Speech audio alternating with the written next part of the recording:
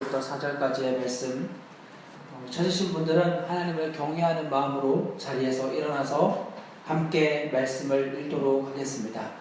우리가 너희 모두로 말미암아 항상 하나님께 감사하며 기도할 때 너희를 기억함은 너희의 믿음의 역사와 사랑의 수고와 우리 주 예수 그리스도에 대한 소망의 인내를 우리 하나님 아버지 앞에서 끊임없이 기억함이니 하나님의 사랑하심을 받은 형제들아 너희의 택하심을 아노라. 아멘. 직설하여 주십시오. 이 말씀은 살아계신 하나님의 말씀입니다. 같이 다시 한번 기도하고 말씀을 나누도록 하겠습니다. 하나님, 이 시간에 우리가 주님의 말씀을 대합니다. 이 말씀을 나눌 때에 말씀을 전하는 자, 듣는 자 모두가 하나님 앞에 서 있는 시간임을 기억하게 하시고, 그리하여 이 말씀이 우리의 심령 깊숙이 새겨져서 우리 삶의 모든 영역을 하나님이 이끄시는 대로 마음껏 반응하며 나아가며 그 안에서 참된 행복을 누리는 그러한 인생으로 우리들을 더 인도하여 주실 주님을 기대하게 하옵소서. 주님의 말씀 한 구절이 힘있고 능력이 있어서 모든 것을 변화시키고 새롭게 하실 우리 주님을 기대하며 사랑하는 주 예수 그리스도의 이름으로 기도합니다. 아멘. 우리는 지난주에 데살로니가전서 1장 1절의 말씀을 나누며 하나님 앞에 한 형제로 부름받은 바울과 실라와 디모데에 대해서 같이 말씀을 나누어 보았습니다. 그리고 그렇게 서로가 서로를 허물이 있고 연약한 모습을 가지고 있고, 그리고 볼 때에 부족함 혹은 남들보다 뛰어난 모습을 가지고 있다 할지라도 그들이 한 형제로 부름을 받을 수 있었던 이유는 그들 모두가 하나님 아버지와 주 예수 그리스도 안에 그들이 먼저 거하고 있었기 때문이라는 것을 여러분들에게 말씀을 나누며 같이 이 의미를 살펴보았습니다. 그렇게 자기에게 실제 되어진 이 하나됨이 다른 사람에게 편지할 때에도 동일하게 너희 역시도 하나님 아버지와 주 예수 그리스도 안에 있는 데살로니가인 교회이다 라고 그들의 정체성에 대하여 언급을 바울이 하였던 것이죠. 그리스도 안에 있는 자, 하나님으로 말미암아 하나 되어진 공동체만이 교회라고 하는 특징을 가지고 있다고 지난주에 말씀을 나누었습니다. 그리고 그 특징은 은혜와 평강이 있는 모습으로 나타난다고 말씀을 드렸습니다. 데살로니가 교회는 유대인들과 헬라인들이 함께 있던 곳이었습니다. 유대인들의 인사는 우리가 알고 있는 히브리어로 샬롬이라고 하는 단어로 사용하며 같이 인사를 나누었습니다. 그리고 그 샬롬이라고 하는 단어는 평강이라고 하는 뜻을 가지고 있습니다. 그리고 앞에 나와 있는 은혜라고 하는 이 카리스라고 하는 단어는 헬라인들이 주로 사용하던 인사법이었습니다. 바울이 데살로니가 교회를 향하여 은혜와 평강이 너희에게 있을지어다 라는 식으로 인사했던 것은 그 안에 참여하고 있는 모든 유대인과 헬라인들, 그리스도로 말미암아 하나 되어진 그들에게 은혜와 평강이라고 하는 용어, 즉 유대인들의 인사법과 헬라인들의 인사법을 함께 사용하며 그 두 가지가 그리스도 예수 안에서 온전한 하나됨을 나타내는 것처럼 너희들에게도 너희들끼리 각자가 사용하는 은혜, 너희들끼리의 평강이 각자 안에서의 인사가 아니라 한 공동체 되어진 서로에게 아무런 거리낌이 없는 은혜와 평강으로 사용되어지기를 바울이 원했던 것입니다. 그래서 이곳에 참여한 사람들 모두에게 그는 유대인들을 위한 인사도 아니요 헬라인들을 위한 인사도 아닌 그리스도 안에서 사용할 수 있는 은혜와 평강, 이 두 가지가 너희에게 있을지어다 라고 그들을 축복하며 인사해 주는 것으로 이 편지를 시작을 합니다. 그리고 오늘 우리가 읽었던 본문이 등장하게 되어지는데, 이 본문을 통해서 저는 여러분들에게 그리스도인은 과연 어떤 자인가 라고 하는 이 내용을 함께 좀 살펴보고 싶습니다. 그리스도인은 어떤 자인가?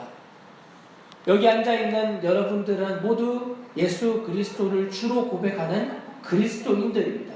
그러나 그 그리스도인들은 어떠한 자이어야 하는가라는 사실에 대해서 명확히 자신의 정체성을 대답하는 것은 굉장히 중요하지만 또한 스스로 돌아보지 않은 일 중에 하나입니다. 나는 교회를 다니기 때문에 그리스도인이야. 나는 기도 모임에 참여하기 때문에 그리스도인이야. 나는 이렇게 주님 앞에 헌신하고 충성 봉사를 하고 있기 때문에 그리스도인이야 라고 하는 이러한 말이 과연 성경에 언급하고 있는 그리스도인의 정체성과 부합하는가, 이 사실을 깨닫고 살펴보는 것은 굉장히 중요합니다. 왜냐하면 나의 외향적인 어떤 모습과 상관없이 주님이 말씀을 통하여 너는 이러이러하기 때문에 그리스도인이다 라고 말씀하여 주시면 우리의 외향적인 모습과 상관없이 우리를 주목하여 보는 어떤 것에 대해서도 꿀릴 이유가 전혀 없기 때문입니다. 그리스도인이 어떤 자인가에 대하여 바울은 4절에서 이렇게 먼저 이야기를 하고 있습니다.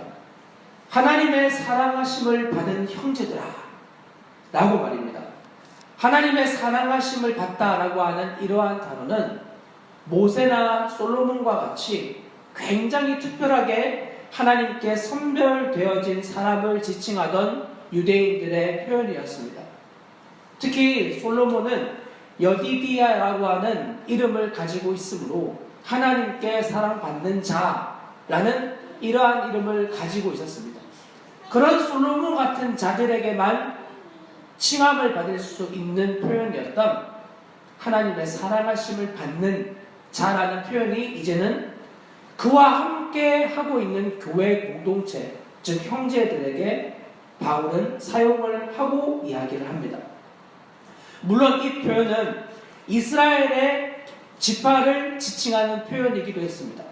어떤 표현이든지 간에 하나님이 이 표현을 사용하실 때에는 특별히 선별되어진 사람을 통하여 사람에게 사용하던 표현이었다는 사실만큼은 정확한 의미입니다. 그래서 바울은 이 말을 쓰며 동시에 너희를 택하심을 아노라 라고 뒤에 나머지 문장을 붙이게 됩니다. 그들이 하나님의 사랑하심을 받은 이유는 그들이 하나님께 택하심을 받은 자들이었기 때문입니다. 마태복음 22장 1절부터 14절까지의 내용을 보면 왕의 잔치에 참여하지 않는, 일부러 그 잔치를 피하고 그리고 그 종들을 징계하며 핍박하였던 사람들의 이야기가 나옵니다. 그리고 그 종들을 죽이고 멸시했던 일을 겪은 왕은 군대를 이끌고 가서 그들을 완전히 멸망시켜버린 뒤 길거리에 있는 아무든지 선한 자든지 악한 자든지 다 불러오라고 이야기하였고, 왕의 잔치에는 선한 자 악한 자의 구분이 없이 모두가 다 나와서 왕의 잔치에 참여하는 일을 겪게 되었습니다. 그런데 이 일을 겪고 난 뒤 어느 한 사람이 왕의 눈에 띄게 되었습니다. 그 사람은 바로 왕의 잔치에 참여는 하였지만 이 잔치에서 예복을 입지 않았던 사람이었습니다. 그 사람을 대하여 왕은 이렇게 이야기합니다. 친구여, 어찌하여 예복을 입지 않고 여기 들어왔느냐 하니 그가 아무 말도 못하거늘. 이 본문에서 우리는 이러한 질문을 할 수 있어야 됩니다. 선한 자나 악한 자나 만나는 대로 모두 다 이 임금의 자리에 참여하게 되었는데 언제 자신이 예복을 챙겨서 올 수 있겠냐는 질문입니다. 여러분이 생각하는 것처럼 이들은 아무도 예복을 가지고 올 수 없었습니다. 그리고 일반적으로 유대 사회에서 자신보다 높은 지위의 자리에 올라가는 지위에 있는 사람들의 잔치에 초대받을 때 그 지위에 있는 사람들은 자신의 지위와 권세를 사람들에게 입증시키기 위해서 자기들이 집에 준비해 놓은 예복을 사람들에게 입혀주곤 했습니다.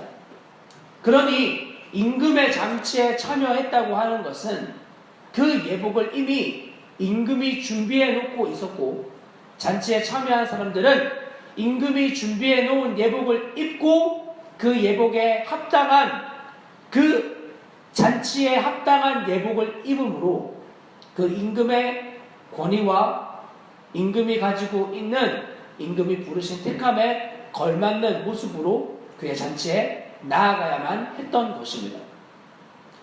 그러므로 이 잔치에서 예복을 입지 않은 사람이라고 하는 것은 의도적으로 임금이 하사한 예복을 거절하였다는 것을 의미합니다. 그래서 그는 예복을 입지 않은 것에 대하여 임금이 질문했을 때 아무 말도 하지 못했습니다. 변명할 일이 없었기 때문입니다. 그리고 나서 임금은 그에게 이야기합니다. 손발을 묶어 바깥 어두운 데에 내던지라. 거기서 슬피 울며 이를 갈게 되리라. 청함은 받을 자는 많되 택함을 입은 자는 적으니라 라고 말입니다. 여러분, 복음에 대한 속성을 이와 같은 비유로 주님은 명확히 말씀을 하고 있습니다. 우리는 누가 하나님이 택하신 자인지 알 수 있는 방법이 없습니다. 그래서 우리는 할 수 있는 한 누구에게든지 복음을 증거해야 되는 사명을 가지고 있습니다. 그것이 청함을 받은 자는 많다는 의미입니다. 이 땅에 살아있는 모든 사람들에게 주님은 복음이 증거되기를 원하고 계십니다. 그러나 그 복음에 대하여 택함을 입은 자는 적습니다. 여기 앉아있는 여러분들이 복음을 생명으로 만난 은혜가 있다라고 하는 것은 굉장히 특별한 은혜를 받은 것입니다. 이 땅에서 줄 수 있는 주님의 그 어떤 선물보다도 가장 완전하며 가장 충분한 하나님의 호의를 여러분들은 입은 것입니다. 그래서 이사야 선지자는 이 하나님의 거룩한 옷을 입은 일에 대하여 이사야 61장에서 이와 같이 이야기를 하고 있습니다. 이사야 61장 10절에 있는 말씀을 제가 읽어드리겠습니다. 이사야 61장 10절의 말씀입니다. 내가 여호와로 말미암아 크게 기뻐하며 내 영혼이 나의 하나님으로 말미암아 즐거워하리니 이는 그가 구원의 옷을 내게 입히시며 공의의 겉옷을 내게 더하시니 신랑이 사물을 쓰며 신부가 자기 보석으로 단장함 같게 하셨음이라. 아멘.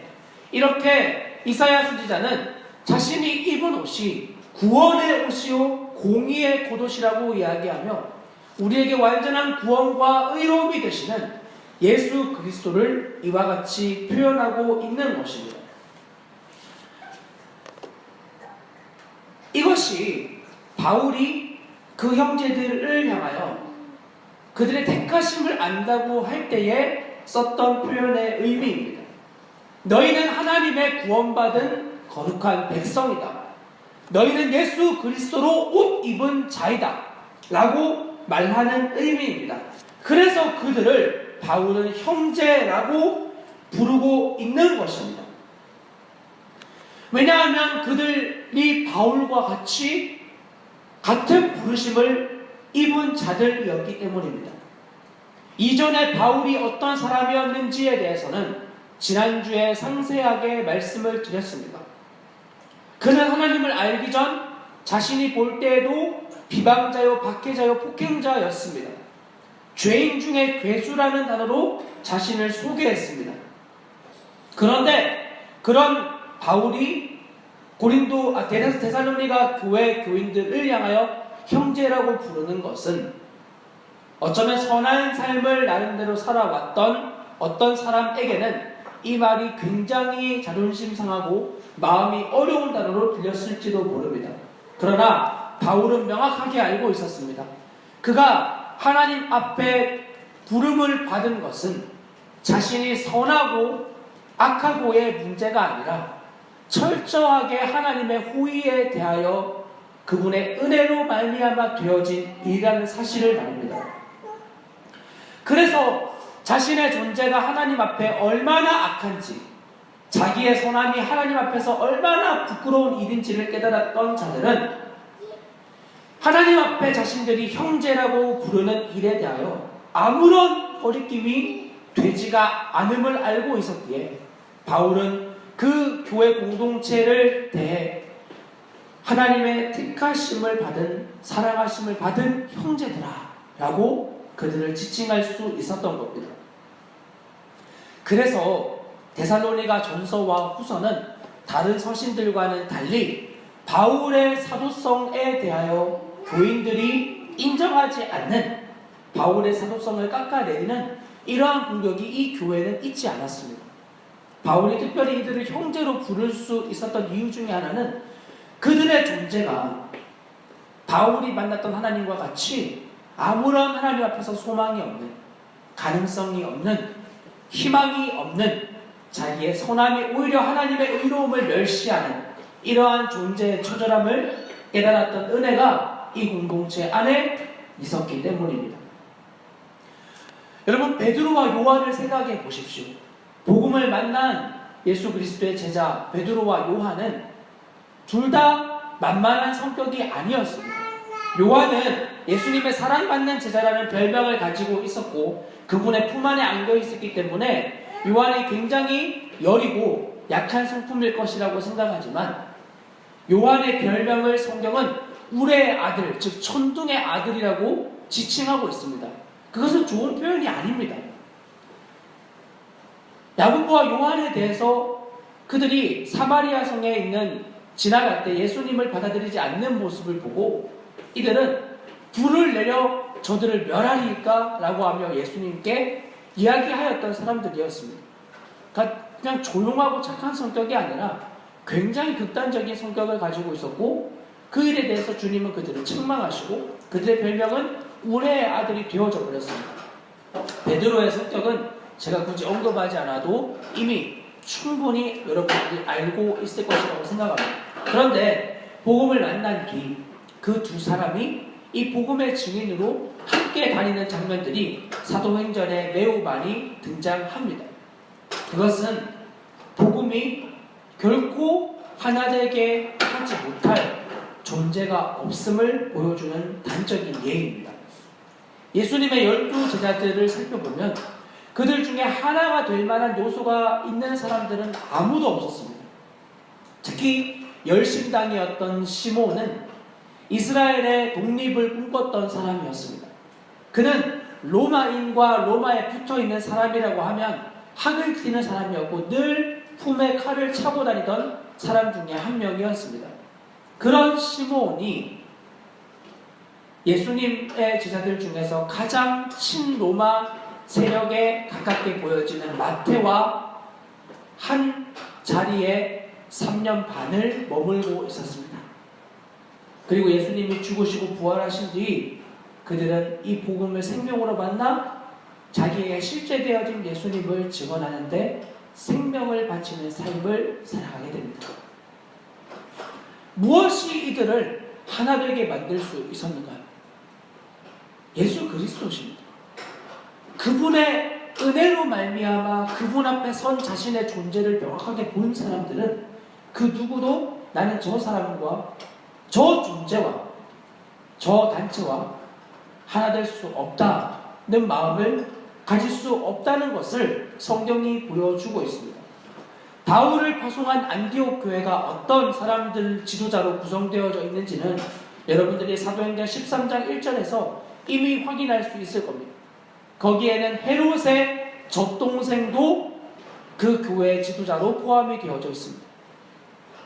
이 헤롯은 예수 그리스도의 제자였던 야고보의 목을 베었던 사람이었습니다. 그의 젖동생도 이 단체의 대표로서 인정받을 수 있는 곳이 바로 교회입니다. 교회는 이런 놀라운 하나 되는 속성을 가지고 있습니다. 그리고 이와 같은 동일한 은혜를 데살로니가 교회의 형제들이 함께 누리고 있었기 때문에 바울은 그들을 향하여 담대히 하나님의 사랑하심을 받은 형제, 그리고 너희의 그와 같은 모습을 보니 하나님이 너희를 택하심에 대하여 알겠다고 당당하게 선포했던 것입니다. 그러면 이 형제라고 부름받은 그리스도인들, 이들은 어떠한 특징을 가지고 있습니까? 먼저는 3절에 나와 있는 너희의 믿음의 역사라고 되어진 구절로 우리가 함께 살펴보고 싶습니다. 믿음의 역사라고 되어진 이 역사는 우리의 단어로 바꾸면 효력이라는 단어로 바꾸어 쓸 수 있습니다. 즉, 이 믿음은 반드시 효력이 있음이 나타난다는 사실입니다. 우리의 단어로 바꾸면 믿음은 움직임을 반드시 동반합니다. 히브리서 11장 1절과 2절이 이렇게 증언하고 있습니다. 믿음은 말하는 것들의 실상이요 보이지 않는 것의 증거다. 너희의 믿음의 조상들 선진들이 바로 이와 같은 가치를 가지고 살았다고 성경이 이야기를 합니다. 그 히브리서뿐 아니라 야고보서 전체에서는 이 믿음이 어떻게 움직임을 동반하는지에 대하여 철저하게 증명해 보이고 있습니다. 사람들은 이렇게 이야기합니다. 세상에서 말하는 도덕과 선함, 이런 것들을 살아나가는 것이 믿음 아닙니까? 그러나 여러분, 그렇지 않습니다. 믿음의 삶이 세상이 추구하는 도덕과 선함과 어느 정도 비슷해 보일 수는 있습니다. 그러나 그 삶을 살아가는 그리스도인들은 본질적인 부분이 다릅니다. 그들이 믿는 이와 같은 선함과 도덕의 모습으로 나타나는 그들의 본질 안에는 나의 선함을 옳게 보이기 위해서, 나의 옳음을 증명하기 위해서, 내가 저 사람보다 이 시대의 분위기에서 이렇게 살아야 되는 철저하게 나로 근거되어진 이유로 그들이 옳고 선하게 사는 것이 아니라 에베소서 1장 13절에 나와 있는 고백처럼 이렇게 말씀이 증명하고 있습니다.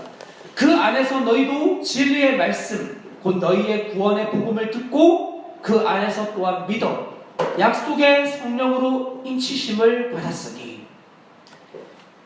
즉, 우리가 믿는 믿음이라고 하는 것은 철저하게 진리의 말씀, 구원의 복음, 이 사실을 믿는 것을 믿음이라고 이야기하는 것입니다.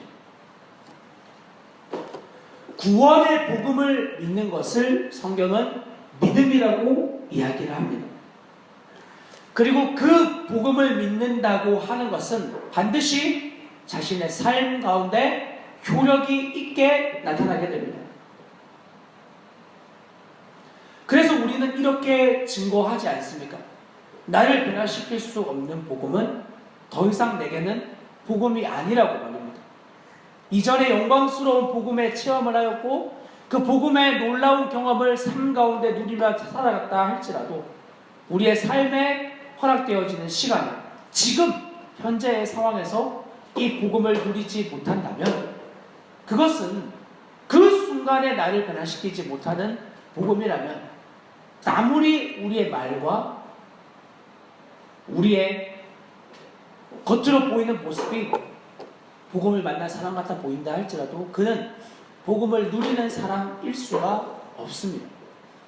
매 순간 나를 변화시키는 복음이어야 합니다. 그것이 바로 믿음이 있는 사람의 삶의 모습입니다. 그것이 우리의 겉의 모습으로 나타나는 것이 바로 3절에 나와 있는 중반에 사랑의 수고라고 하는 의미입니다. 이 본문에 나와 있는 사랑의 수고라고 되어 있는 이 수고는 헬라어 코포스라고 하는 단어인데 이것은 노고 혹은 고역이라는 단어를 의미하는 뜻입니다.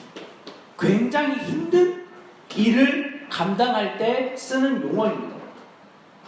사랑의 수고라고 기록되어져 있는 이 의미를 볼 때 여러분들에게 물어보고 싶습니다. 우리는 어디까지 누구를 누구까지 사랑할 수 있습니까?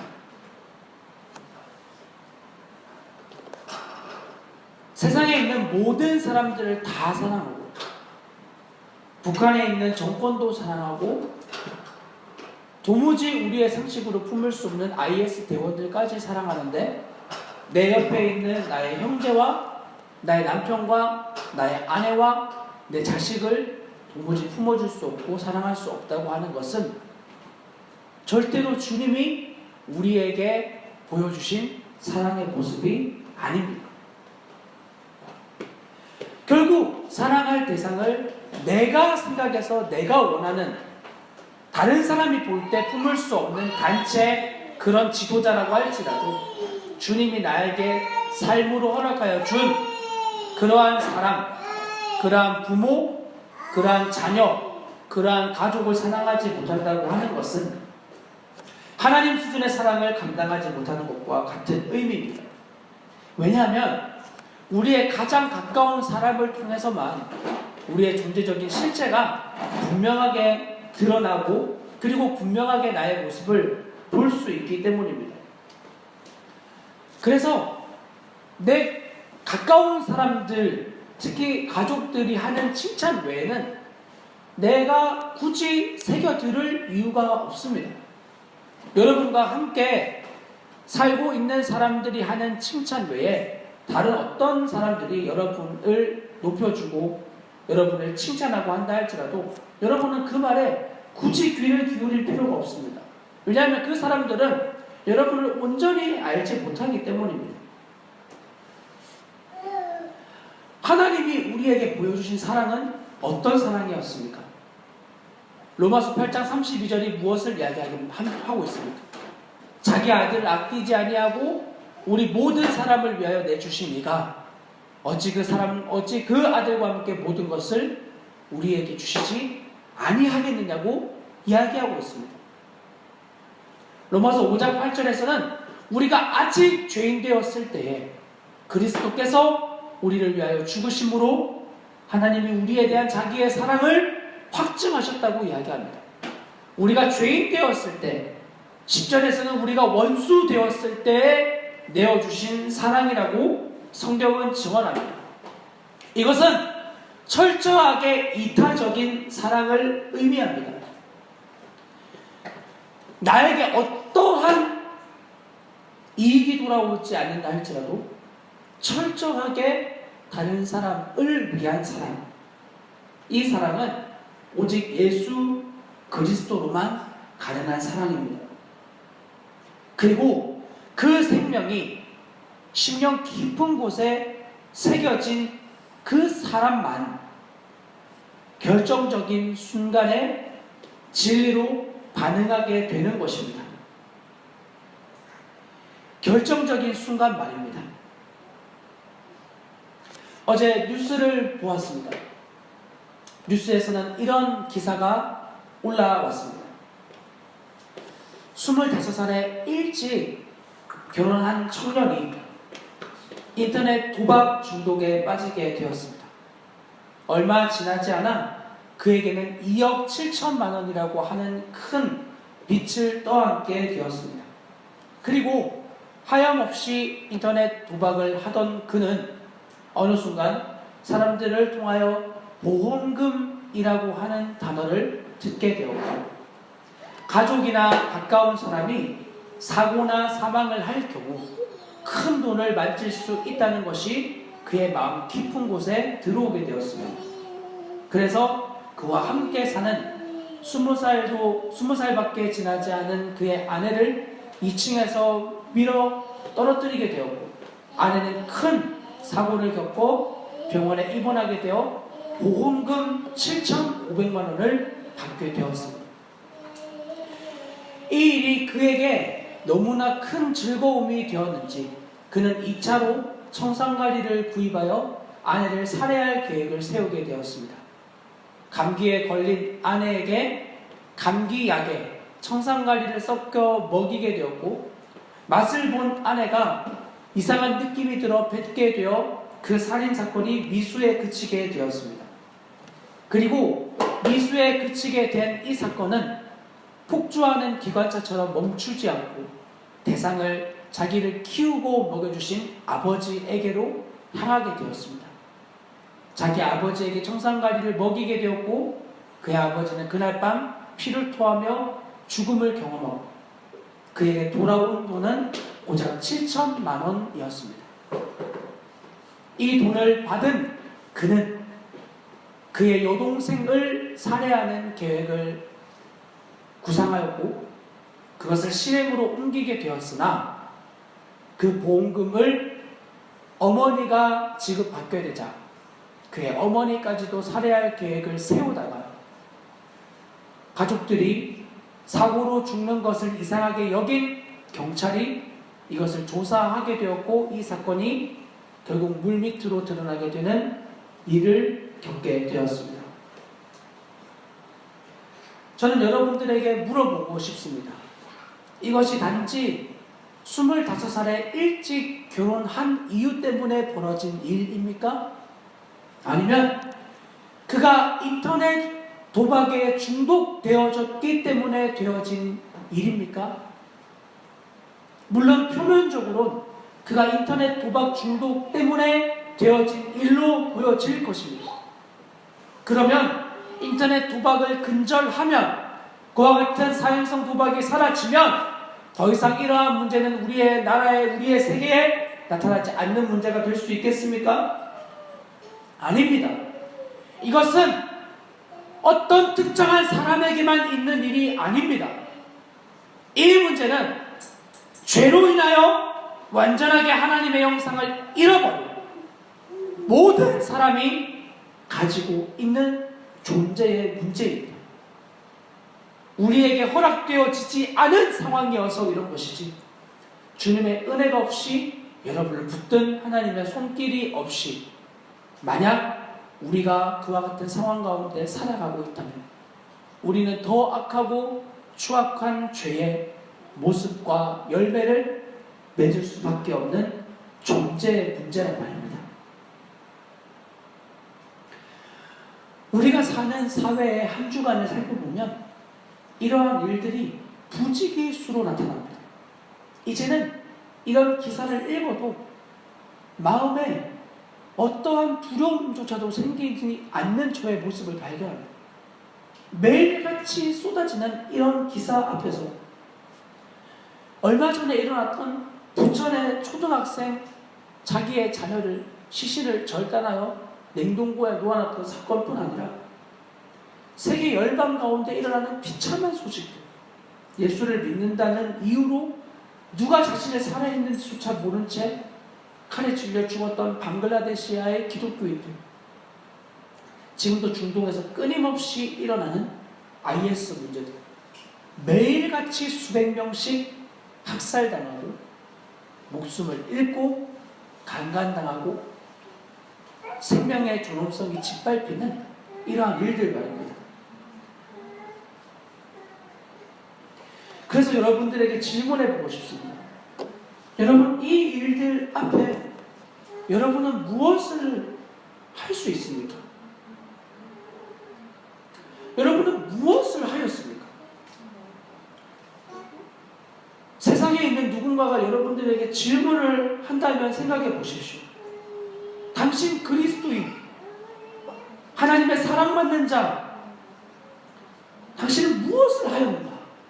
이 일 앞에 당신은 과연 무엇을 하였는가?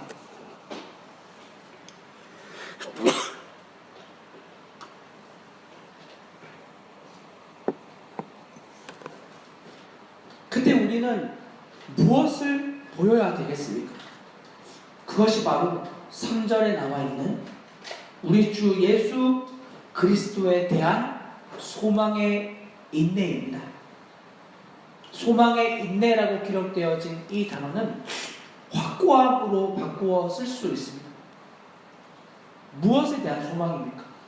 우리 주 예수 그리스도입니다.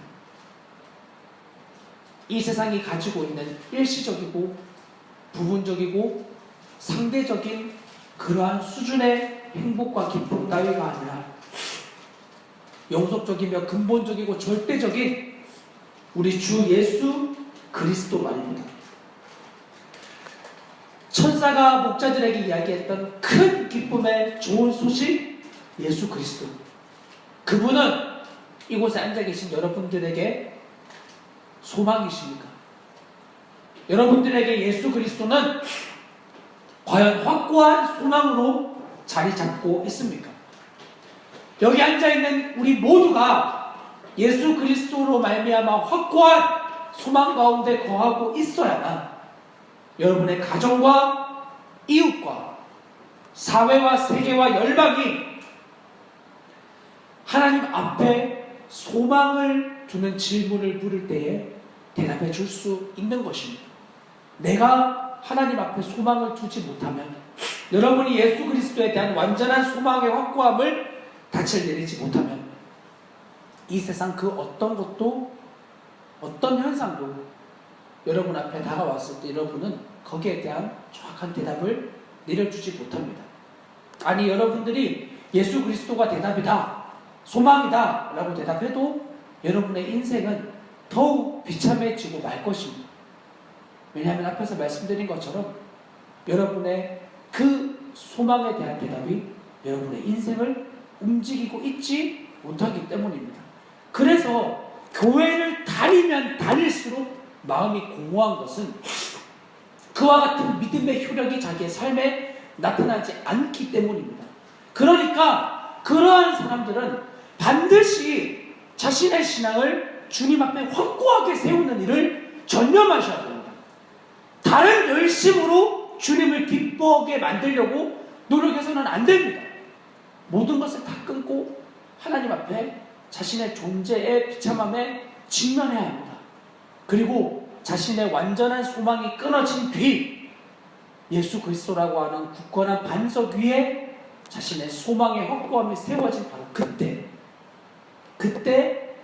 비로소 하나님의 복음을 다른 사람들에게 증거할 수 있는 은혜가 부어지게 되는 겁니다. 이 순서가 역행되어지면 바울과 같은 비참한 삶을 살게 되는 것입니다. 하나님을 사랑했던 그는 하나님을 사랑한다는 이유로 그리스도인들을 핍박하고 죽이는 일에 자기의 열심을 쏟았습니다. 그것이 오늘 많은 교회 그리스도인들이라고 칭하는 자들의 삶 가운데 나타나는 현상입니다. 그들에게 주님은 무엇을 요구하신 적이 없습니다. 단 한 가지, 믿음의 효력, 사랑의 수고, 그리고 그리스도에 대한 소망의 인내, 이것이면 충분하다고 말입니다. 이 굳건한 기둥에 서 있지 않은 채 행하는 사랑의 수고는 온전히 자기를 위한 수고요, 그리고 그 수고는 절대로 자기의 삶에 그리스도로만 주어지는 행복과 기쁨으로 귀결될 수 없습니다.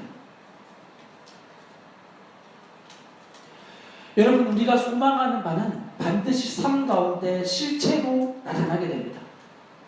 여러분이 소망하고 원하는 것은 여러분의 삶에 어떤 모양으로든 투영되어 나타나게 됩니다. 자녀 교육에 생명을 건 사람은 그가 하는 모든 말과 행동에 자녀 교육이라는 것이 투영되어 나타나게 되어 있습니다. 돈도 마찬가지입니다. 건강도 마찬가지입니다. 평생 건강해야지 라고 하는 소망을 둔 사람은 그 건강을 위해서 자신의 생애를 할애합니다. 그러면 주 예수 그리스도에 대한 소망의 인내를 가지고 있는 사람 역시 자기의 삶에 그와 같은 소망이 드러나는 것은 너무나 당연한 일 아니겠습니까? 그 소망이 실체로 나타나는 사람이 바로 그리스도인이고, 그와 같은 그리스도인이 주 예수 그리스도에 대한 소망이 실체로 나타나는 현상이 저는 다른 여러 가지가 있겠지만 그 중에 하나가 바로 기도라고 확신합니다. 요한계시록 21장 5절에는 하나님께서 새 예루살렘을 허락하신 뒤에 이렇게 사람들에게 선포하십니다. 보라, 내가 만물을 새롭게 하노라. 여러분들에게 올 세상과 이와 같은 더럽고 추악한 것들이 끝이 아니고 주님께 소망을 품고 있다면 이렇게 변화시키어 내고야 마실 주님을 여러분은 기대하게 될 것입니다. 보좌에 앉으시니가 이르시되 보라 내가 만물을 새롭게 하노라. 이 말은 여러분들에게 아멘으로 화답되어지는 말입니까? 주님은 이 마지막에 새 예루살렘에 대하여 이렇게 고백합니다. 내가 들으니 보좌에서 큰 음성이 나서 이르되 보라 하나님의 장막이 사람들과 함께 있음에 하나님이 그들과 함께 계시리니 그들은 하나님의 백성이 되고 하나님은 친히 그들과 함께 계셔서 모든 눈물을 그 눈에서 닦아주시니 다시는 사망이 없고 애통하는 것이나 곡하는 것이나 아픈 것이 다시 있지 아니하리니 처음 것들은 다 지나갔음이라. 이렇게 완전히 세상을 새롭게 하시는 주님을 여러분은 기대하고 계십니까? 이 일에 대하여 주님 우리에게 약속하셨습니다. 너희가 내게 구하면 내가 행하리니 라고 말입니다. 그래서 우리는 이 말씀을 근거로 주님 앞에 계속하여 끊임없이 구해야만 합니다.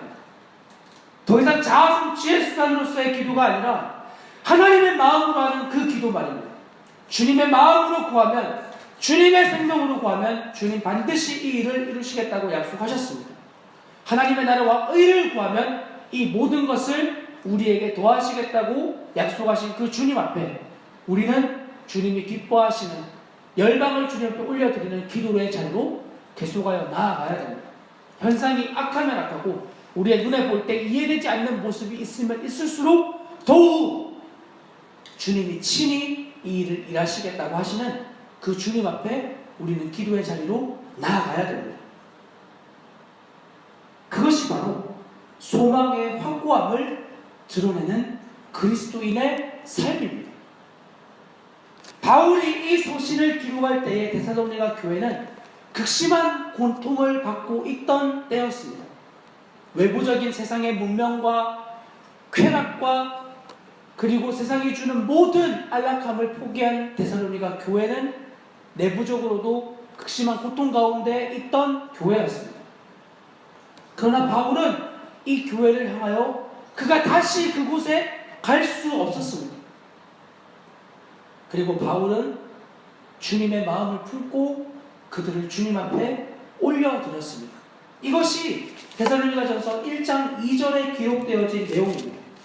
1장 2절에 있는 내용을 보십시오. 우리가 너희 모두로 말미암아 항상 하나님께 감사하며 기도할 때 너희를 기억하며. 바울과 그의 일행들은 계속 그들을 기억하며 하나님 앞에 그들을 올려드렸습니다. 항상 하나님 앞에 그에 되어지는 문제들에 대해서도 감사했습니다. 왜냐하면 자신이 기도할 때 주님이 친히 일하심을 그는 믿고 있었기 때문입니다. 바울은 예수 그리스도가 관념이 아니었습니다. 그에게 예수 그리스도는 실체였고 자신의 삶을 주관하는 주권자였으며 모든 그러한 상황과 환경을 다스리고 주권하는 주권자였습니다. 그랬기 때문에 바울은 그 현상을 보고도 두려워하지 아니하고 그들을 하나님 앞에 올려드리며 그 일에 대하여 감사하는 기도를 올려드릴 수 있었습니다. 이 마지막 끝을 그가 보았기 때문입니다. 여러분, 이 모습이 저는 오늘날 세상이 우리에게 보고 싶어하는 모습이라고 확신합니다. 예수 그리스도 그분이 각자의 삶에 실제된 증인들이 환난의 때, 극심한 고통의 때, 가장 우리의 마음을 어렵게 하는 바로 그때에 더 이상 세상 그 어떤 곳에도 소망을 찾아볼 수 없는 그 시간에 빛과 같이 소금과 같이 세상의 밝은 길을 인도하는 자로서 썩어가는 세상의 이 고역들을 우리를 들여 그 썩음을 막아내는 자로서 세상의 소망과 빛과 소금으로서 드러나는 그러한 존재로 주님이 우리를 이끌어가기를 원하십니다. 그것이 그리스도인에게 요구하는 주님의 삶입니다. 여러분, 이 삶을 우리가 허락되어진 삶의 자리에서 취하며 나아가야 되겠습니다. 어제 지난주에 그렇게 살아내지 못한 것으로 후회할 만한 시간이 있다면 남아있는 시간에 도 주님 앞에 이러한 삶을 드리기로 결단하십시오. 그냥 단지 마음에 결단하는 것으로 끝내지 않고 믿음의 발걸음을 옮기십시오. 그 발걸음이 옮겨지지 않으면 주님 앞에 구하십시오. 하나님, 이 믿음의 발걸음을 옮길 수 있게 저에게 힘을 더하여 달라고, 함께 걸을 수 있는 자들을 붙여달라고, 이 걸음을 같이 이 기도의 성벽을 쌓을 자들을 허락하여 달라고 주님 앞에 간구하십시오. 이것이 주님이 기뻐하시는 기도라면 하나님이 친히 응답하여 주실 것이며, 그 기도에 참여한 자들은 그 기도의 영광을 여러분은 맛보게 될 것입니다. 이 모든 일들을 이루어내기 원하시는 주님의 이름으로 여러분들을 축원합니다. 같이 기도하겠습니다. 하나님, 우리의 인생에 믿음의 효력을 일으켜 주셔서 감사합니다. 아무런 생명 없던 저희의 삶에 그리스도를 믿는 믿음이 생겨나게 하시고, 그리고 그 믿음의 반응으로 사랑의 수고를 감당하게 하셔서 감사합니다. 뿐 아니라 이제 우리에게 예수 그리스도에 대한 소망의 인내를 품으며 살아갈 수 있는 생명을 허락하여 주셨으니, 허락되어지는 모든 시간에 우리 주 예수 그리스도에 대한 소망을 가지지 못하는 세상과 열방을 주님 앞에 더욱 올려드리는 삶으로 우리를 이끌어내 주시옵소서. 그 가운데에서 더욱 주님을 누리는 우리의 인생이 되기를 간절히 바라며 사랑하는 주 예수 그리스도의 이름으로 기도합니다. 아멘.